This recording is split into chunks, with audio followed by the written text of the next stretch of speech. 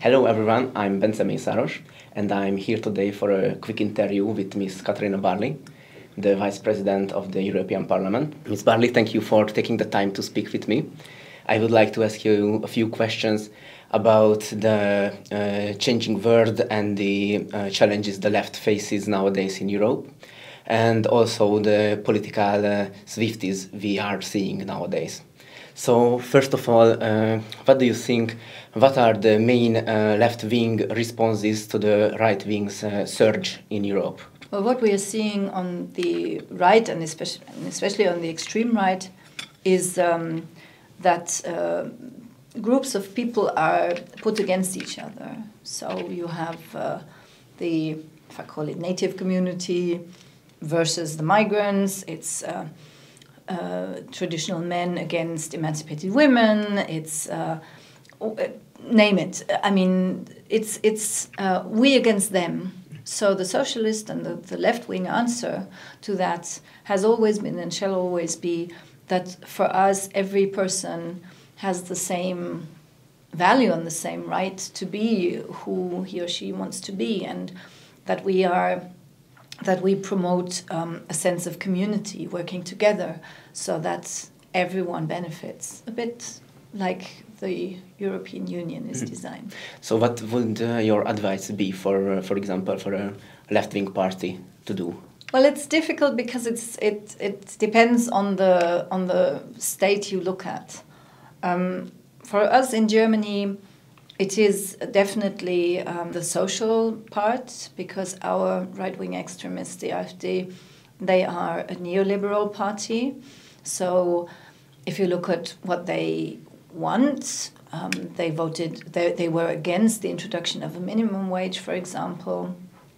They are against a determined pension age. So if you don't earn enough, you will have to work until you're 80. They want to abolish inheritance taxes, which is only beneficiary for the rich. So we have to show that we are the political force that cares for the normal people, for the hardworking, for those who keep our country going. Mm-hmm. Let's talk about SPD. How do you assess the SPD's successes in the last 3 years, and what you see as its future in the upcoming coalition talks in Germany? Well, actually, if you speak to the voters, then they were quite satisfied with with the policies that especially Olaf Scholz delivered. They were just not so happy with his way of communicating. But if you have a look at the policy, for example, there was the biggest raise in pensions that we have seen for a very, very long time. There was a good increase in minimum wage. There was progress in fighting the climate change. There was also progress in fighting illegal migration. So I think there are lots of points that really went well. And this coalition could have done a lot better if it hadn't been for the liberals, who just said, we don't want to spend money at all. And if you don't spend money, you can't do good politics. And in the future coalition talks, what do you see? Well, now we have a Conservatives coalition probably coming up. And we have already made a very important step, which was to talk about finances first and to agree with the Conservatives, who never wanted to go into debt, that we will go into debt if we form a coalition. So we are willing to spend a great amount of money on defense, but also on infrastructure, on hospitals, on schools, on kindergartens. This is the very first result of the negotiations.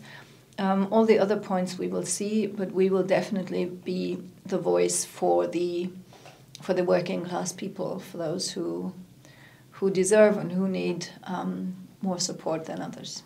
Lastly, let's talk about Hungary and our Prime Minister Viktor Orbán, because his connection with Alice Weidel is a bit strange, or we have to talk about it. What's your opinion on Alice Weidel calling Viktor Orbán as a role model, and the fact that Viktor Orbán only congratulated the AfD after the elections? Well, it's really an awkward constellation. I mean, it is publicly known that Alice Weidel lives in a homosexual relationship with a colored woman, and then to visit someone who even prohibits books to mention homosexuality as something that is not a monstrosity, and say he is a role model. I really believe there's a special there's a special place in hell for people like that who really are traitors to people who live like they live. I mean, how can you possibly do this? And it shows something very clearly to me. People like Alice Weidel, they are Germany first. Viktor Orbán is Hungary first. I remember Viktor Orbán arriving at a European summit with a scarf showing Greater Hungary. There was not a part of Germany included, but there were parts of other countries included. So, and if you look at the party of Alice Weidel, they are of course also saying, but some of them it's not official policy, but a lot of them are saying, well, we used to be bigger than we are now, so you will sooner or later have these people clash. We've already seen it between the AfD and Marine Le Pen. We've seen it with the Polish right-wing extremists, and also with Viktor Orbán. Sooner or later, it will be, if you have Germany first and Hungary first, it will clash. So it's just a show. They have one common enemy, which is democracy. That is what unites them. But apart from that, they don't have very much in common. And my really last question is that from an international point of view, how you see Hungary's position, because Viktor Orbán is saying that we have a really big impact on other nations and on the EU. What's the real situation? How you see it? Well, the impact that Viktor Orbán has on the other European nations is that he is annoying everybody. And that's the other member states are now starting to do it without him. I mean, we've seen it at the last summit. The question on defense spending was voted by 27 member states, and the one on Ukraine was voted on by 26. But it will still happen. I mean, he is just sidelining Hungary by doing that. He's isolating Hungary, which is a pity, because my impression whenever I come to Hungary is that the Hungarians actually are Europeans. They want to be European, and they have fought to be European also. And being German, I have to say, we are still very grateful for Hungary helping tearing down the Iron Curtain. So I think it's a pity that he does it, but he is actually isolating Hungary. Ms. Barley, thank you for your insights and thank you for your time. Very welcome.